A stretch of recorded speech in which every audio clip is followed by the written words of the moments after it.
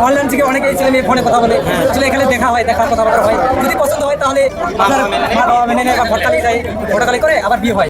আপনারা হয়তো অনেকেই অনেক রকম মেলায় গেছেন, কিন্তু আজ আমি এক মেলার কথা বলবো যা শুনে আপনি অবাক হয়ে যাবেন।